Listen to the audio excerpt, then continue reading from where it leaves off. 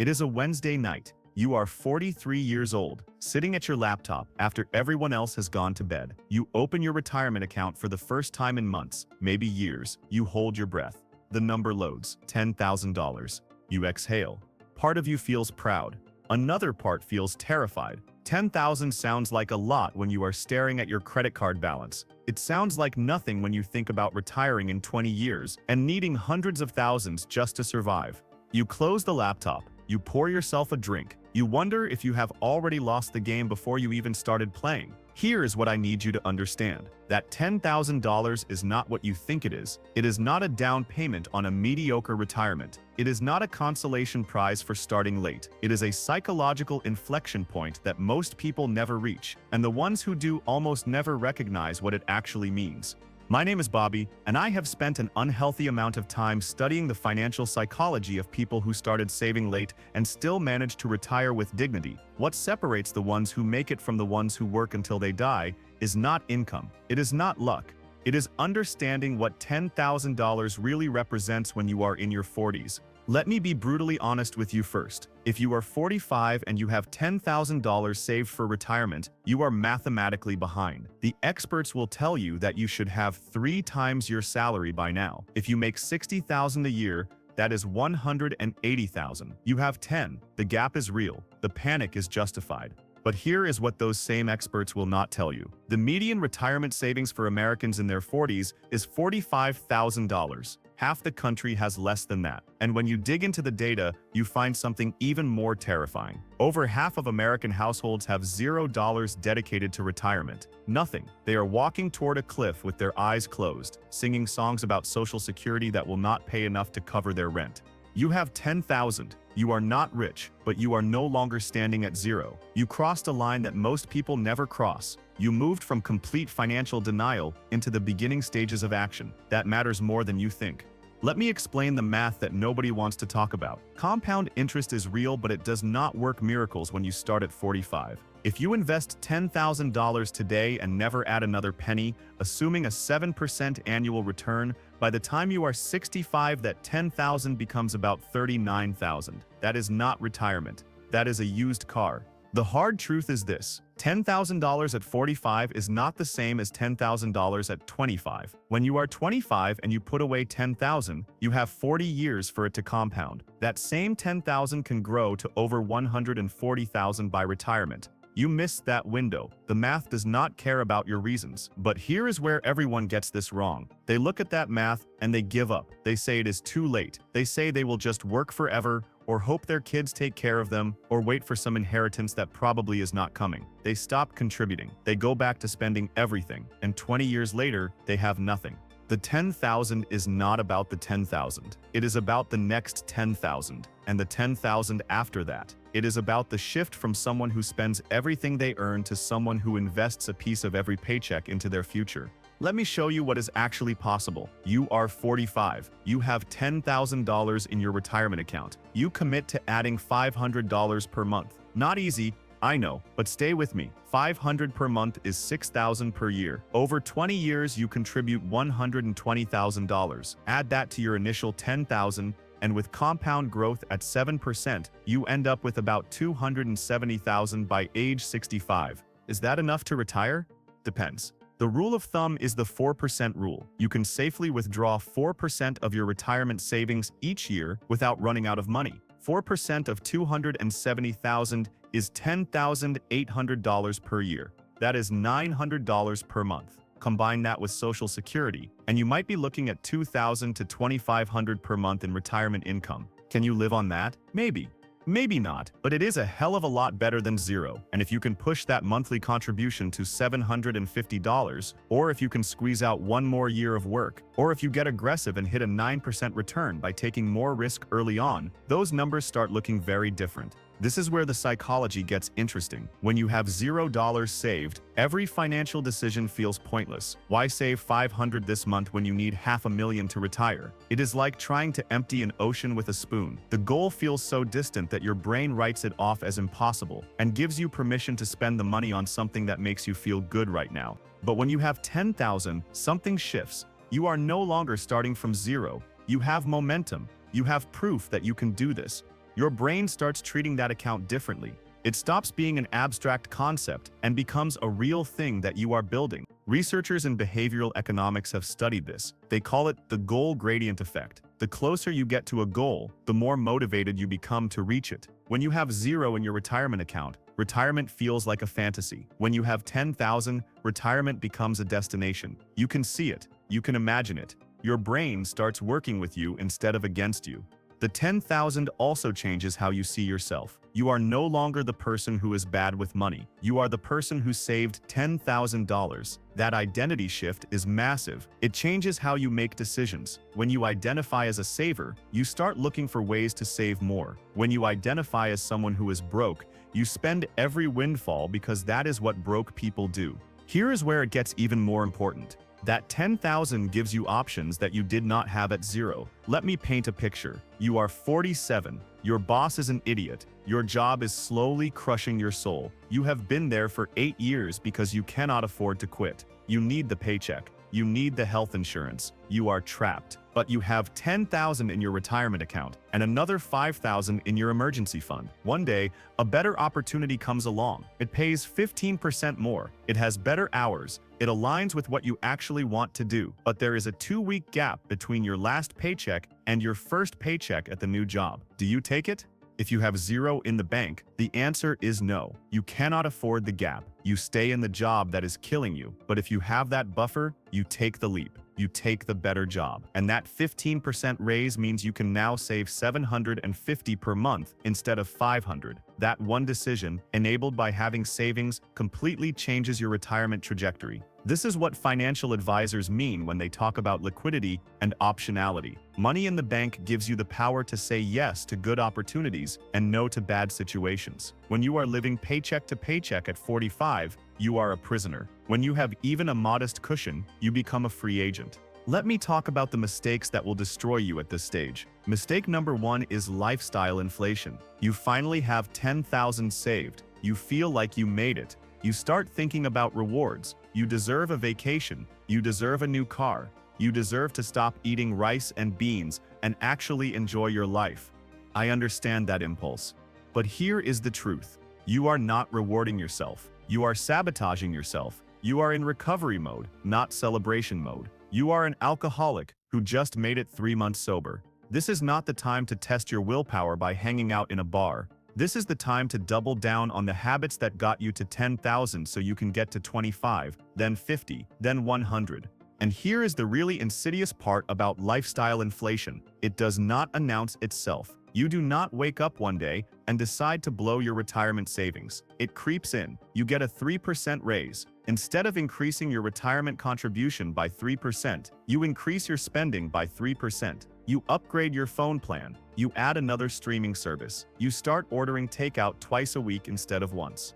Individually, these decisions feel harmless. Collectively, they are the difference between a comfortable retirement and working until you are 75. Every dollar you do not save in your 40s and 50s is a dollar that could have compounded for 20 years. That $50 a month upgrade to your car? Over 20 years at 7%, that is $26,000 you just set on fire. The brutal reality is this: you have to live below your means not just today, but for the next 20 years. That does not mean you live in misery. It means you make conscious choices. You find the version of your life that is good enough, and you save the difference between good enough and perfect. Mistake number 2 is investing too conservatively because you are terrified of losing money. You are 45. You have 20 years until retirement. That is still a long time horizon. If you put everything into bonds or a savings account earning 2%, you are choosing safety over growth. That 10,000 stays 10,000. You are guaranteeing that you will not have enough. You need growth. You need to be in stocks. You need to be aggressive while you still have time to recover from market downturns. Yes, there will be years when your account drops 20%. That is going to hurt. But if you have 20 years, you will recover. The people who get crushed by market downturns are the people who panic and sell at the bottom. The people who win are the ones who keep contributing every month no matter what the market is doing. Mistake number 3 is trying to make up for lost time by getting reckless. You know you are behind. You see these headlines about people who made a fortune in crypto or options trading or some hot stock tip. You start thinking maybe you can catch up by taking a big swing. Do not do it. You cannot afford to lose. When you are 25 and you blow 10,000 on a stupid bet, you have 40 years to recover. When you are 45 and you blow 10,000, that is your retirement. One bad decision can erase everything. Slow and steady wins this race. Boring wins this race. Mistake number 4 is the one that nobody talks about but destroys more retirements than market crashes. It is helping your adult children financially at the expense of your own future. Your 25-year-old asks to move back home rent-free while they figure things out. Your 30-year-old needs help with a down payment. Your son-in-law lost his job, and your daughter needs money for groceries. Every fiber of your being wants to help them. You are their parent. You love them. You would do anything for them. But here is the math you need to understand. If you sacrifice your retirement to help your kids today, you are not helping them. You are setting up a scenario where they have to support you when you are 70 and broke. You cannot save your kids by destroying yourself. The greatest gift you can give your adult children is not money. It is the gift of not becoming their financial burden. Set boundaries. Help in ways that do not sabotage your retirement. Offer advice, not cash. Let them struggle. Let them figure it out. That is how they become adults. I know how cold that sounds. I know it feels heartless to say no to your kids when they need help, but the alternative is showing up at their door at 68 with nothing and asking them to take care of you. That is the real burden. Here is what you should actually do. Step 1. Automate everything. Set up an automatic transfer from your paycheck into your retirement account. Do not give yourself the chance to spend it. $500 per month. $700 if you can swing it. Every paycheck, automatically. You will never miss money you never see. Step 2. Take advantage of every tax break available. If your employer offers a match on your retirement contributions, contribute enough to get the full match. That is free money. It is an instant 50% or 100% return on your investment. If you are leaving that on the table, you are lighting money on fire. Step 3. Understand catch-up contributions. Once you turn 50, the IRS lets you contribute an extra $7,500 per year to your retirement account on top of the normal limit. That is a gift. Use it. If you can max out your contributions in your 50s, you can make up a shocking amount of ground. Step 4. Cut the big expenses, not the small ones. Everyone tells you to stop buying coffee. That is nonsense. $50 a month on coffee is not what is destroying your retirement. It is your car payment. It is your housing cost. It is the subscriptions you do not use. Look at your 3 biggest expenses and figure out how to cut one of them by 20%. That will free up more money than a lifetime of skipping lattes. And when you get a windfall, treat it like oxygen in a fire. You get a tax refund, it goes to retirement. You get a bonus at work, half of it goes to retirement. Your grandmother dies and leaves you $10,000? I am sorry for your loss. Put it in your retirement account. I know you were thinking about using it for a kitchen remodel or a vacation. Those things feel good for 6 months. The compound growth on $10,000 over 20 years? That feels good forever. This is where discipline separates winners from losers. When you are living paycheck to paycheck and suddenly you get $3,000 from somewhere, your brain screams at you to spend it. Your brain has been in scarcity mode for so long that it sees that money as a chance to finally have something nice. Fight that voice. That $3,000 is not shopping money. It is 20 years of additional retirement income. Step 5.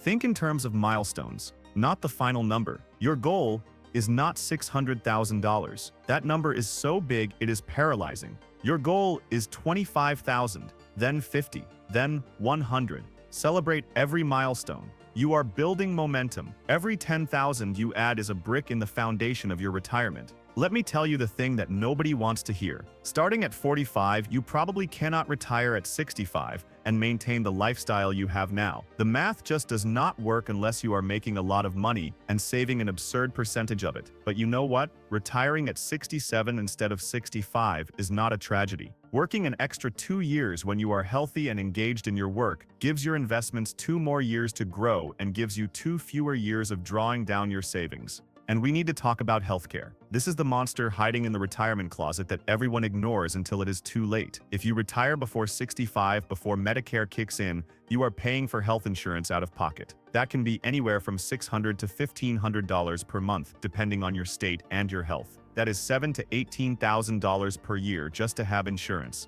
You need to factor this into your planning. You need to understand that your retirement expenses from 62 to 65 look very different from your expenses at 67. Some people work until 65 purely for the health insurance. That is not weakness. That is smart planning. Even after Medicare, you still have out-of-pocket costs, prescriptions, dental, vision, long-term care if you need it. The average 65-year-old today will spend around $300,000 on healthcare for the rest of their life. $300,000. That number should terrify you. This is why you cannot just plan for retirement based on replacing your current income. You need to plan for retirement plus healthcare. You need to think about what happens if you need assisted living at 80. You need to think about whether long-term care insurance makes sense, and the answer is probably yes if you buy it in your 50s when it is still affordable. Some of you are thinking about working part-time in retirement. That is not failure, that is smart. If you can bring in an extra $1,000 per month, doing something you enjoy, something flexible, something low stress, that changes everything. That extra income means you can delay drawing on your retirement accounts.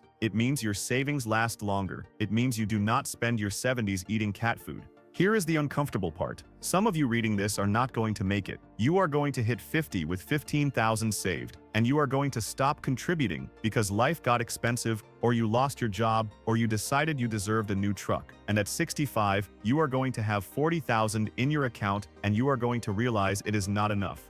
I cannot sugarcoat that. The consequences of starting late are real, but the alternative is starting never. And the difference between $40,000 and $270,000 is the difference between abject poverty in old age and a modest but dignified retirement. That difference is worth fighting for. Let me be very clear about what $10,000 means when you are 45 and saving for retirement. It means you are no longer in denial. It means you have taken the first real step. It means you have crossed the psychological threshold from someone who spends everything to someone who builds something. It does not mean you are safe. It does not mean you can relax. It means you are in the fight. The next 10,000 will come faster than the first. The one after that will come faster still. Not because the math changes, but because you do. You stop seeing that monthly contribution as a sacrifice and start seeing it as non-negotiable. You stop thinking about retirement as something that happens to other people and start planning for it like it is actually going to happen to you. Most people never get here. Most people hit 55 with nothing and they panic. They start trying to save enormous amounts and they cannot sustain it. Or they give up entirely and just accept that they will work until they die. You have something they do not have. You have time. 20 years is a lot of time if you use it right.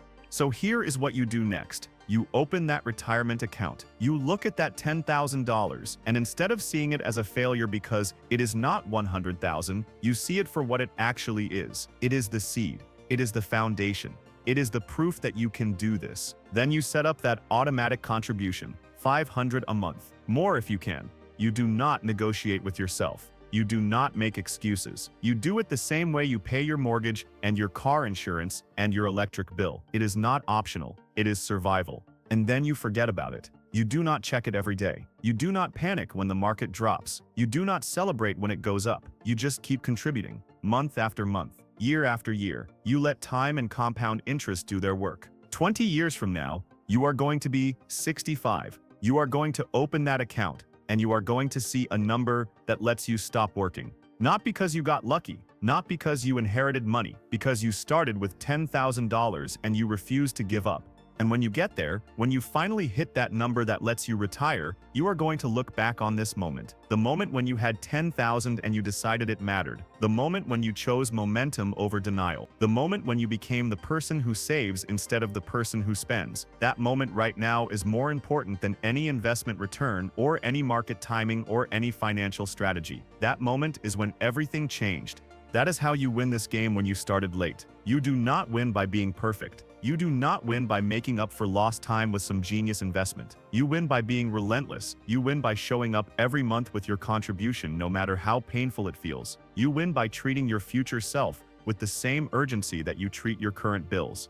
$10,000 at 45 is not retirement, but it is something better. It is momentum. It is identity. It is hope backed by action. And if you protect it, if you build on it, if you refuse to let it be the ceiling, it becomes the foundation of everything that comes next. The game is not over. You are just playing from behind, but you are playing, and that makes all the difference.